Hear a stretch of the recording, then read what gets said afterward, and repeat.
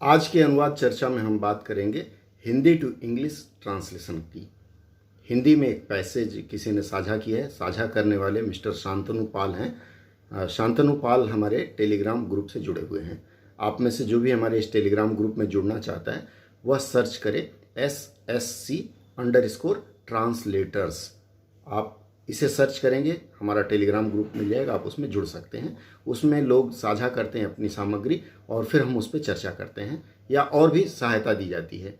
चलिए, ये जो अंश है शांतनु पाल जी ने दिया हुआ है उसे हम देखते हैं कि उसमें क्या है। उसकी 2-3 पंक्तियां मैं आज आपके सामने चर्चा करूंगा और चाहूँगा कि आप उस पर मंथन करके रखें। फिर अगले सत्र में हम पूरे के पूरे पैसेज पर बात करेंगे। प्राचीन काल से ही मादक पदार्थों का सेवन करता आया है। अब देखिए, सबसे पहले अनुवाद का जो नियम होता है कि जब आप अंग्रेजी में अनुवाद करना शुरू करते हैं तो सबसे पहले सब्जेक्ट लाते हैं, फिर वर्ब लाते हैं और उसके बाद बाकी चीज़ें लाते हैं, अर्थात ऑब्जेक्ट लाते हैं और बाकी चीज़ें।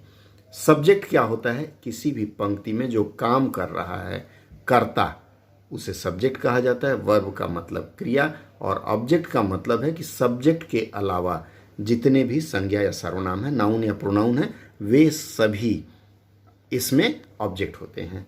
अब मानव प्राचीन काल से ही, मानव सब्जेक्ट है तो सबसे पहले मानव। मानव के लिए हम क्या लिखेंगे? कुछ लोग मैन लिख सकते हैं, कुछ लोग ह्यूमन लिखते हैं।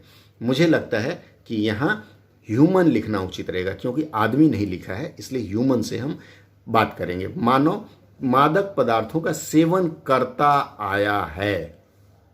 करता आया है, इसका सबसे पहले करेंगे क्या? सेवन। तो करता आया है, हैज़ बीन, हैव बीन का प्रयोग होता है। करता रहा है या करता है, हैज़ बीन।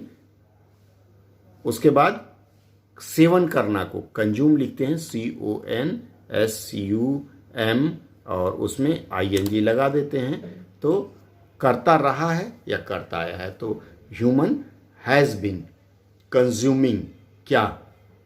मादक पदार्थों के लिए क्या हिंदी होगी? अंग्रेजी। तो मादक पदार्थ के लिए एक शब्द है, आप लोगों ने देखा होगा, नारकोटिक्स का प्रयोग करते हैं। नारकोटिक्स लिखेंगे। उसके बाद फिर समय, प्राचीन काल मतलब क्या लिखेंगे? सिंस या फॉर। और प्राचीन काल का अगला है समाज में इसका प्रयोग एकदम नया नहीं है। तो सबसे पहले कहाँ, क्या और कैसे।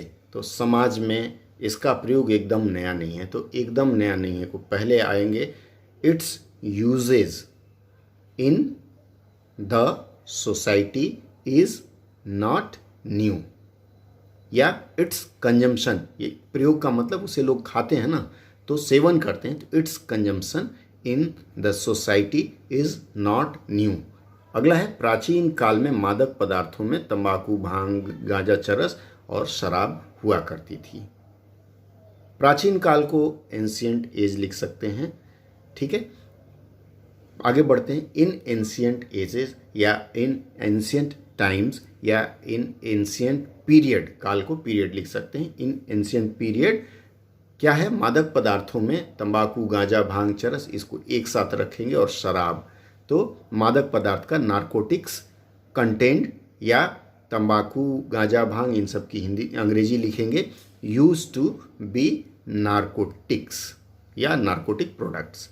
इस तरह से हम इसका अनुवाद करेंगे। आगे लिखते हैं, इन सब का प्रयोग समाज में होता था लेकिन उनकी मात्रा कम थी। इन सब का प्रयोग समाज में होता था लेकिन उनकी मात्रा कम थी। इसमें क्या आएगा? ऑल दीज सब्सटेंसेस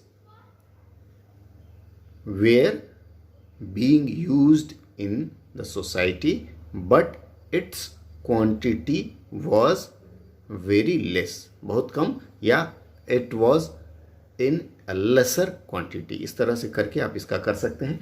बाकी की पंक्तियों का आप स्वयं प्रयास करेंगे। प्रयास करके आप लोग मुझे भेजेंगे इसके संदेश बॉक्स में, फिर आगे हम इस पर चर्चा करेंगे अगले सत्र में।